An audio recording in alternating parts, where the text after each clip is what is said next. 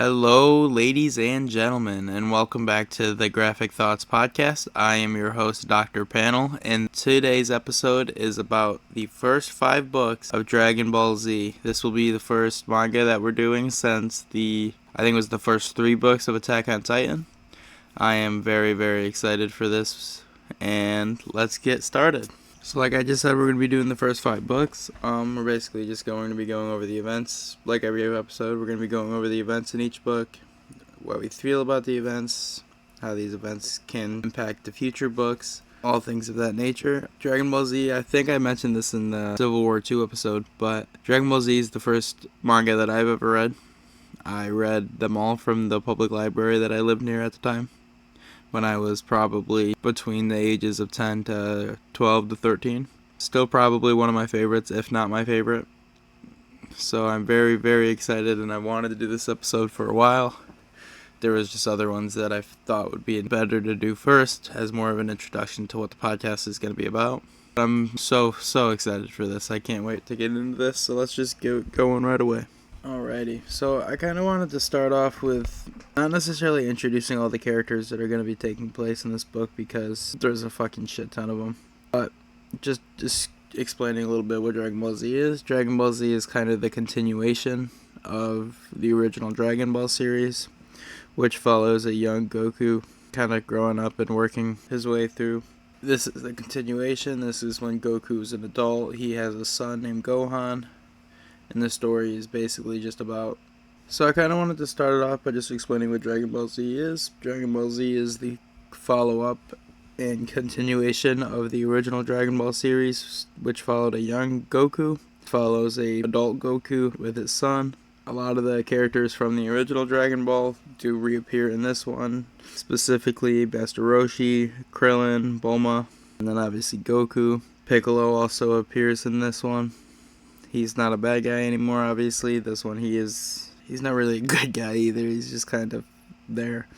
You'll see when the story progresses. But the beginning of this book, of the original Dragon Ball Z book, and then the original couple books, is just the Saiyan saga.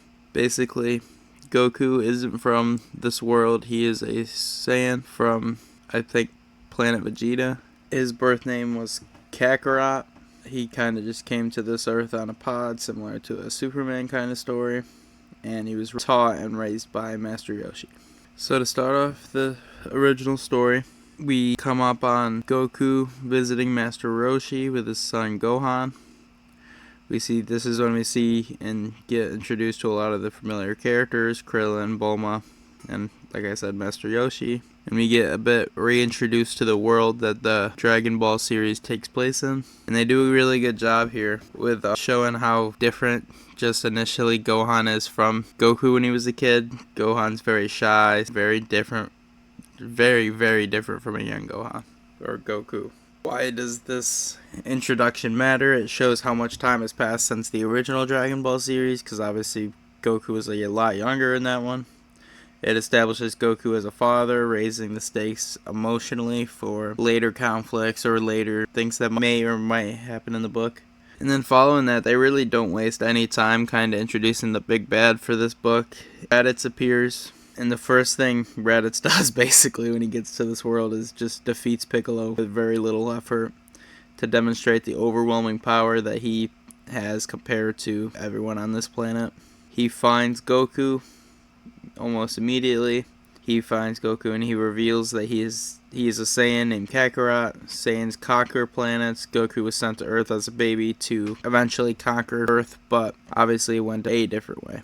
Goku ended up being raised by Master Roshi, being raised as a fighter and how to protect, basically, rather than conquer. Very similar to a Superman story. If you're looking back at All-Star Superman, I'm pretty sure in that one, he found out that his parents sent him there as like a spy.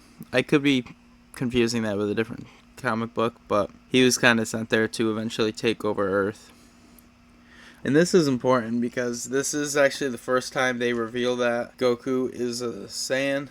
Goku has the other name, Kakarot, his birth name. This is the first time they introduce all of that. This is the first time they jump deep into his backstory that he didn't even know. In the original Dragon Ball series, when Goku went against Piccolo, it wasn't just an easy fight. Goku very much struggled with the stronger, or thought to be stronger character at the time. And like I was just saying, this definitely reframes Goku's entire origin story. Obviously, if we didn't know about this part prior, then adding this to it kind of jumbles things up and really gets you to like, whoa, what the hell is going on? And this is still just the first couple things to happen in this book, so it's already throwing a whole bunch of stuff at you all at once. Big things that are important to kind of remember. So after Raditz explains what Goku was here for and why he was sent to Earth in general, Raditz demands that Goku kill humans to prove the loyalty to the Saiyans. Goku obviously refuses because he doesn't really have any loyalty to them. He didn't know about that until now, and we didn't know about that till now. So Goku refuses, and this leads to Raditz kidnapping Gohan for leverage. And whilst Raditz is kidnapping Gohan, this is actually really important too.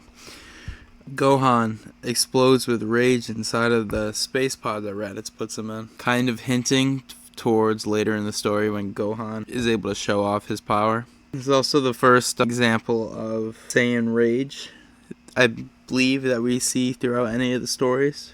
I don't think they mention it in like name or anything here, but and then the kidnapping of Gohan directly leads into Goku and Piccolo's alliance. I was kind of hinting at that earlier. Piccolo's not necessarily a bad guy in this one. Piccolo proposes a team up. They acknowledge neither can beat Raditz alone. He's far too powerful. And Piccolo begins charging a powerful technique known as the special beam cannon. This is without a doubt my favorite scene from any of these books. When he fucking actually shoots it.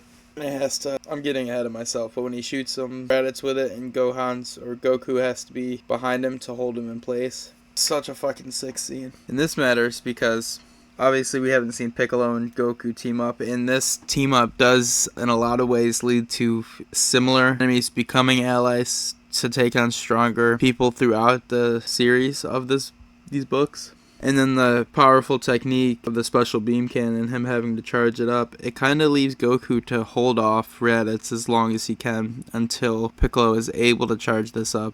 Just showing him a lot more of, it's not just fighting, or it's not just about strength anymore. They have to pull out all the stops just to take down this guy.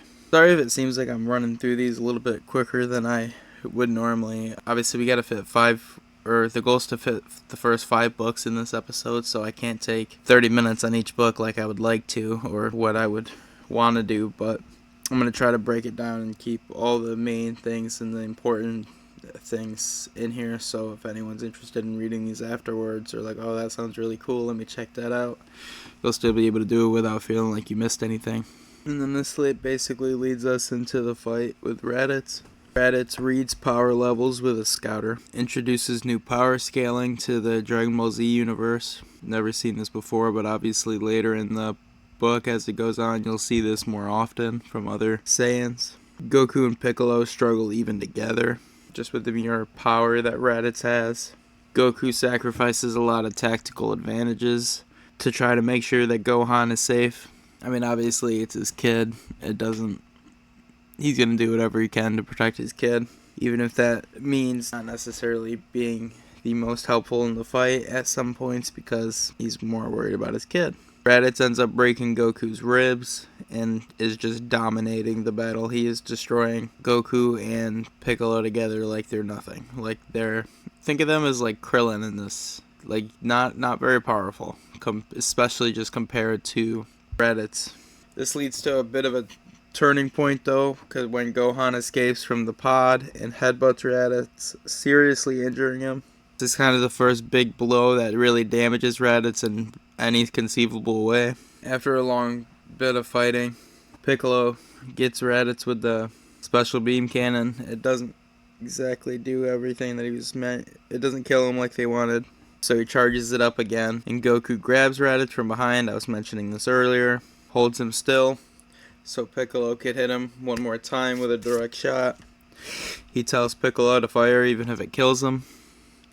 Piccolo fires the special beam cannon, killing both Raditz and Goku.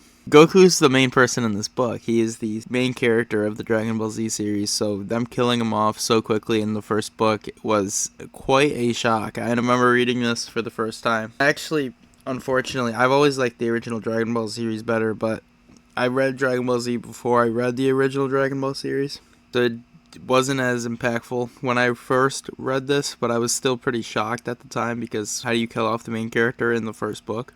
But this was definitely a turning point. This was not something that I expected when I was reading it, and I'm sure it wasn't something that most people reading the book at the time when it first came out, or for anyone that's just reading it now for the first time, expects. So, as Raditz is dying, Raditz reveals that there are two stronger Saiyans, even stronger than him. They heard everything via the Scouter, and they plan to come to Earth. Obviously, with Goku dead, there is not anyone that can train can train Gohan to be ready for this fight. They don't know when they're coming, they just know that they're coming soon. Master Yoshi's pretty old at the time, so he's not, or Roshi, he's pretty old, so he's not really going to be able to train Gohan like he did with Goku back in the day. So this is when Piccolo takes it upon himself to take Gohan and go and train him. This sets up a larger saga coming later with obviously the Saiyan invasion. And this also starts Piccolo's transformation into more of a mentor figure than like he was in the original bad guy. This is jumping a little bit ahead, but I've always really liked the way they did Piccolo in this book, and then the books going forward, him becoming this mentor and then training Gohan. I always thought he had a really cool relationship with Gohan. But the main big themes and stuff that this book introduced to the whole Dragon Ball lore in general was it identifies Goku's true origins. Obviously, in the beginning of the book, we found out that he's from planet Vegeta. He's a Saiyan, and his birth name was Kakarot. This is the first time we've seen power scaling with the tracker. Obviously, Raditz was able to keep knowledge of whose power level was where. It kind of shows Gohan's hidden potential, what he could become in the future, with a bit more training and a bit more of just everything it needs, or everything you need for that. And then it's the first introduction of some sort of enemy becoming an ally to the main character in the book, obviously with Piccolo joining Goku to fight Raditz. All things considered, I thought this was a really good introduction to the new universe and to the new story that's going to be told. It leaves you with a lot of questions, like obviously Goku's dead, what are we going to do now? Who's going to be the main character now? We will find out later on that Goku is still the main character, and you'll follow him throughout his journey, but I thought they did a really good job introducing all the new characters in Raditz, or I guess not a whole bunch of new characters, but new characters in Raditz and Gohan, and giving these characters reasons and explaining a lot of the things that they're there for.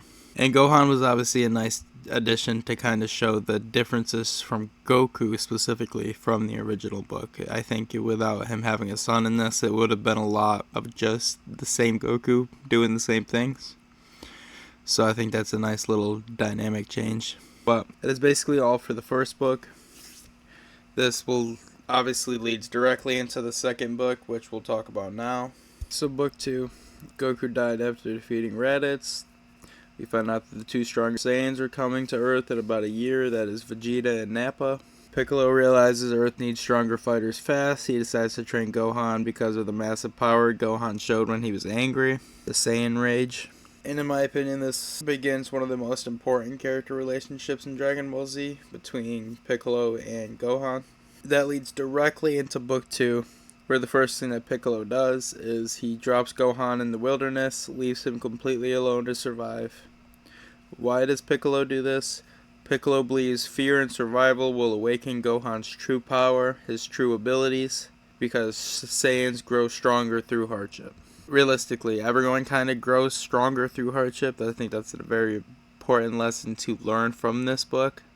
And then just in life in general, no matter how hard things get or the hard things that might happen to you in life or the things that might try to keep you down, it's a lot of the times if you can get through it, and you will normally get through it, you'll be able to come out stronger on the other side.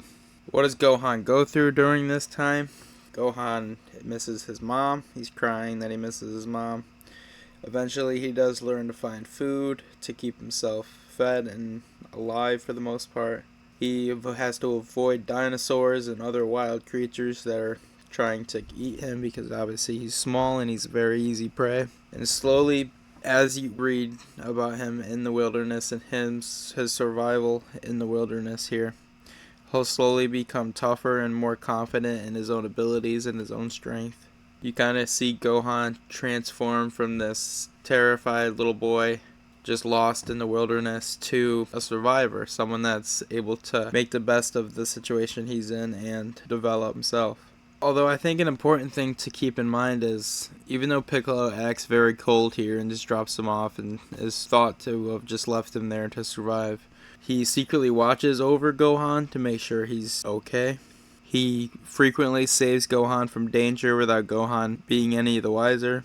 And then he eventually starts respecting Gohan's kindness and bravery, because not every kid's going to survive being dropped on an island like this. And the way that Gohan's able to go about it and Gohan's able to conquer, it really wins over Piccolo in a lot of ways. But this is kind of Piccolo's arc to become a lot less evil than he was in the past. We eventually see Goku in the afterlife. After dying, Goku is able to keep his body because he died heroically. He starts traveling along the Snake Way, to reach King Kai. What is the Snake Way? The Snake Way is an extremely long path floating in space. It tests Goku's endurance. It tests his courage. It shows a lot of humorous moments that you'll come across throughout the journey, but it also shows the intense training and hardships that he's going to go through on this journey.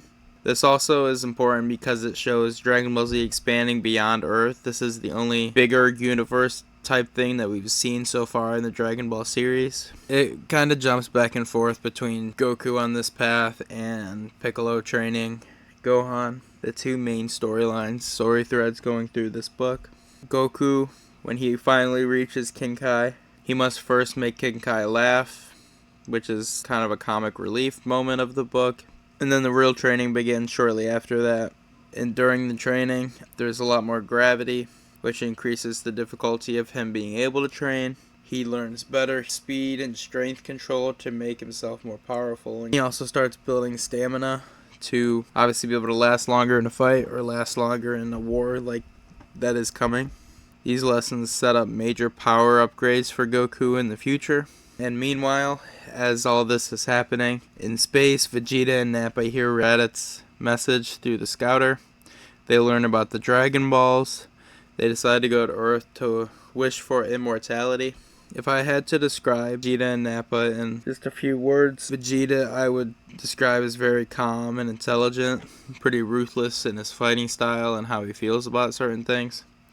And then Nappa is just aggressive and very destructive. Seem to have much of anything going on up in his head. And I think introducing these characters now and kind of showing a glimpse of them shows you that when these two do get here, that Earth is very, very, very unmatched. They're very behind. They don't have nearly as many powerful people, especially since Goku is now, at least as far as they know, completely dead, gone. I think that's basically all that happened in Book 2. Book 2 is very much a setup to kind of continue on the story from Book 1. It kind of builds the emotional and power foundation for one of Dragon Ball Z's biggest battles. It shows that specifically Vegeta, but Vegeta and Nappa are going to be the future main rivals here for the story. And it shows obviously that Goku's not gone entirely. He is still training and working harder to get back to where he was and needs to be. But that really leads us into Book 3. Just for a quick breakdown, Volume 3 is kind of where the Saiyan saga shifts from the training into a full-scale battle. The Saiyans finally arrive and the Z fighters face enemies far stronger than anything they had before or anything they could have imagined. I'm going to go step by step for it, but this is kind of where the last two books have been building to, and this is kind of where it culminates, not fully, but this is where the final battles start to take place and start to form. It kind of starts off with Vegeta and Nappa landing on Earth after months of travel Their arrival instantly raises the tension. They destroy cities casually, showing overwhelming power that no one in the world has seen before. This kind of goes to show you just how large the gap between the Earth fighters and the Saiyans become. I mean, it's huge. This kind of shows you the gap between Earth fighters and Saiyans, how more clear it becomes after just seeing the destruction that they can cause so quickly and in such a large scale. And then it kind of raises the stakes. They're not just attacking the fighters, and they're not just attacking Goku. They're attacking cities. They're killing innocent people. The stakes rise astronomically just as soon as these people appear here. And I think that I did a really good job on that, especially if you go back and read the original Dragon Ball series, and then just these 3 books leading into this series. The stakes and just the world building has been so well done, and it's so much bigger only after 3 books of the series. So that's something I really liked about it when I was younger, and that's something especially now after reading the Dragon Ball series, because when I read this series, Dragon Ball Z originally, I hadn't read Dragon Ball yet, so I didn't pick up on how much more they grew the world just in the initial couple stories of this. So continuing on in book 3, before fighting seriously, Nappa plants a bunch of small creatures called Cybermen. They're roughly equal in strength to Raditz. It's because he wants to see or test Earth's defenses and see how well they're able to handle the fight. Z fighters take turns battling. Krillin and the others hold their own. Yamcha defeats one, but another self-destructs and kills him. Yamcha's another one that was in the original Dragon Ball series. And I think this death is also another big one because it kind of shows, other than obviously Goku dying in the original, they're showing that he'll be back, at least. We think he'll be back. But Yamcha dying shows that battles now involve death and sacrifice, and these are going to be crucial things that kind of keep happening moving forward. And then it raises the stakes, like emotionally, very dramatically, just compared to previous stories in the Dragon Ball universe. And this directly after they defeat all of the Cybermen. This leads directly into the Nappa versus the Z Fighters fight. After the Cybermen are defeated, Nappa begins to fighting seriously. And this is another big thing. He overwhelms the group with raw power. He's just so much more powerful than they are, even with all of them fighting together, which we were kind of hinted at that he would be this powerful. Obviously with Reddit saying there's 2 Super Saiyans coming that are even stronger than he was. So Shinhan sacrifices himself using a powerful attack trying to stop Nappa. It doesn't work. Chiatsu self-destructs attempting to kill Nappa. That also fails. This again is working hard to show just the huge power gap between Nappa and Vegeta, just compared to the other Saiyan that they already fought and compared to the people that they're fighting now. It's good to keep in mind also, while Nappa's fighting, Vegeta's mostly observing, kind of watching. He analyzes fighting styles and the power levels calmly of the Z fighters that are fighting, seeing how strong they are. He shows a lot of intelligence here, kind of staying out of the fight and letting Nappa do the dirty work, seeing where everybody is before he jumps in and gets involved. And I think this does a good job kind of showing how much more dangerous possibly than he is than Nappa. Just because Nappa seems to be very much just raw aggression and power, but Vegeta is very calculated with how he goes about his fights. Meanwhile, as this fight is happening and all of this is taking place, Goku finally finishes his training with King Kai. He travels back to Earth via the Snake Way, and he rushes to reach the battlefield before everyone else dies.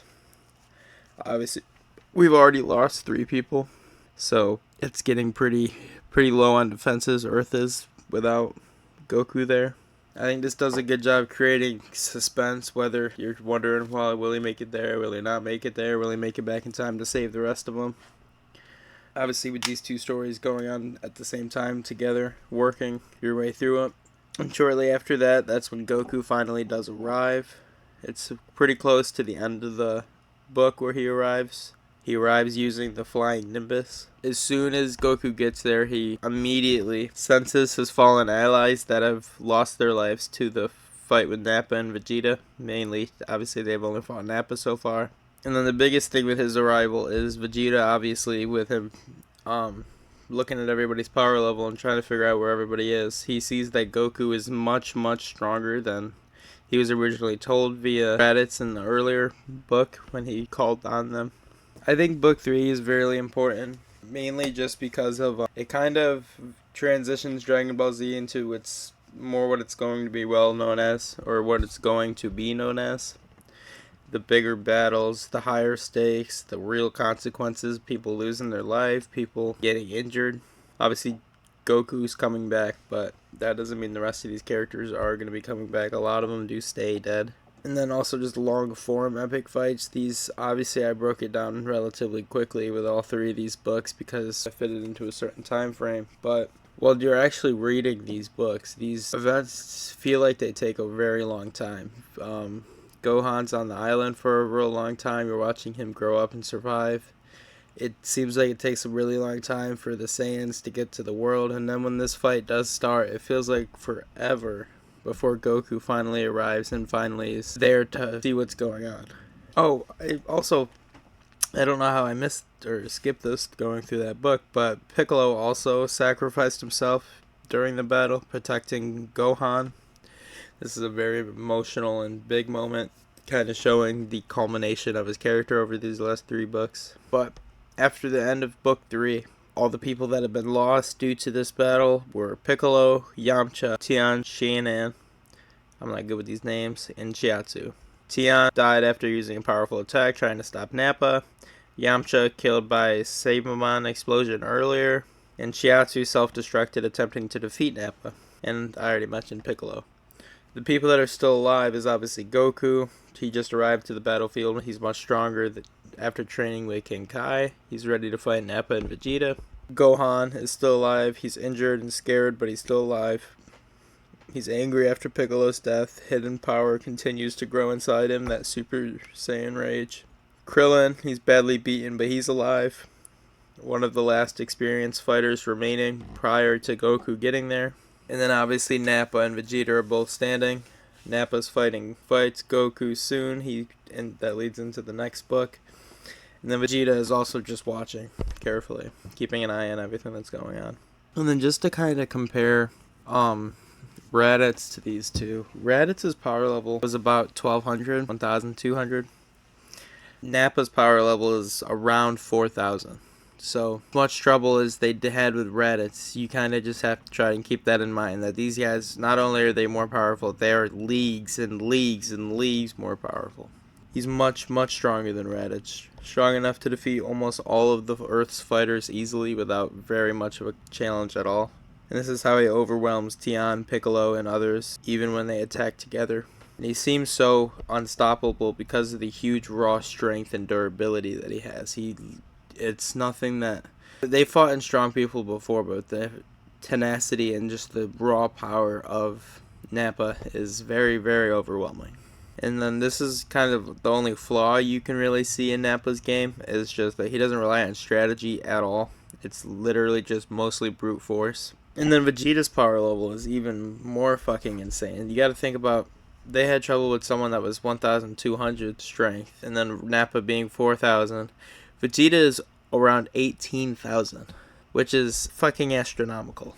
He is more than 4 times stronger than Nappa, far beyond the Z fighters at this point. He literally could beat them all with one fucking hand. And then he's the exact opposite of Nappa. He's a very calm, strategic fighter. He watches and analyzes rather than rushing in to just try and fight. And then to just kind of put this in comparison to like Goku, for example, Goku is about an 8,000 plus. He's about an 8,000, which is stronger than Nappa, but this is after his training with King Kai that he gets to this power level. But as you can see, that's still significantly 10,000 less than Vegeta. So Vegeta is leagues and leagues stronger at this point.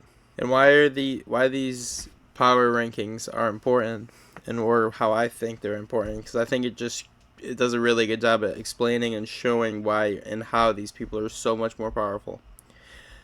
This shows why Nappa was able to dominate the group so easily, and shows why Vegeta treats Nappa like a lower ranking soldier, because he legitimately is. He is leagues and leagues stronger than Nappa. And it also does a good job at showing you that Vegeta really is the main threat in this battle. The battle is just beginning and Nappa's already taken out more than half the squad. Just to kind of compare how much the training with King Kai and then that time away actually helped Goku, he was about a 416 base power level in the first book when Raditz scanned him and was seeing. He was about a 416 and Piccolo was about a 408. Raditz again is between a 12 to 1500.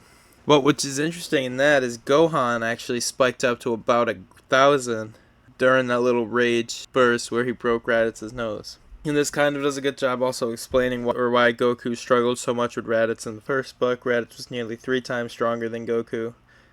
That's why Goku needed Piccolo's help, and even together, they couldn't win without Goku sacrificing himself.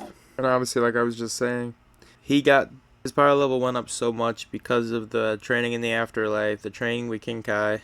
He had to use extreme endurance training just running across the Snake Way. Obviously, the biggest power boost was the King Kai training. He has to train with 10 times Earth's gravity, which makes everything extremely harder. Moving becomes harder, muscles and energy control improve extremely fast due to the more intense pressure that you have to do it under. And then another thing that I didn't mention much or at all really with the training of King Kai is he was trained how to control his chi better, which helps store energy for faster movements, more efficient attacks, less wasted energy, able to more appropriately use his power in the best way possible. During the time with King Kai, he also learns I'm gonna fuck this up, but the Kaiken. It multiplies their power level temporarily to be more stronger to take out a stronger foe if need be. Then he learns the Spirit Bomb. We don't really learn much about that yet, but he does learn how to do it. The Kaiken lets him go beyond his natural limit and then some. So I think he does a really good job kind of explaining, showing just without, like, you don't have to look up anything to really know these books. After you read them, you'll understand them throughout the main thing. In just 3 books in, we got multiple deaths. We got Goku returning from the dead. We got these crazy power level scaling that wasn't even introduced until these first 3 books. And they've done such a good job explaining how it works and just showing the immense differences between these people and these people in power levels. So that basically leads us in to book 4. Right after that, with obviously Goku finally appearing, realizing that most of his companions were killed or lost their lives due to the battle. This leads into the big main part of the actual fight. Alrighty, well, I know I said that we're going to do the first 5 books in the first episode, but just now that I've worked my way through the first 3, I'm realizing that it's taken a lot of time, and there's not complaining about it. There's a lot of stuff in this book that's really cool, and I really wanted to talk about, so I didn't want to just scoot past anything too monumental just with a glance. I wanted to kind of give everything room to breathe and give everything a room to, or give myself time to tell the story the way I want to tell it. So I think due to just the time for this episode, we're probably just going to do the first 3. And then through Monday or Friday next week, I'm going to do the next 3. We'll break it up 3 and then 3. And we'll just do the first 6 in all. I think that'll be next Friday, though. I think we're going to do comic books Monday and then manga on Fridays. So look forward to that. But the Civil War 2 episode just dropped. Go listen to that. Drop a follow. This is going to be coming out on Friday. I appreciate everybody that has listened or downloaded or saved for later the podcast episodes. It helps more than you know. And also, before I go, I just wanted to thank everybody for listening to the podcast. The last 2 episodes have done absolutely amazing. All of my viewing and everybody has listened has probably doubled just since Civil War 2 has dropped, so very, very thankful for that, and I look forward to the people that are going to be listening to the future episodes. I hope you enjoy everything I produce, and that is all for today. Dr. Panel out.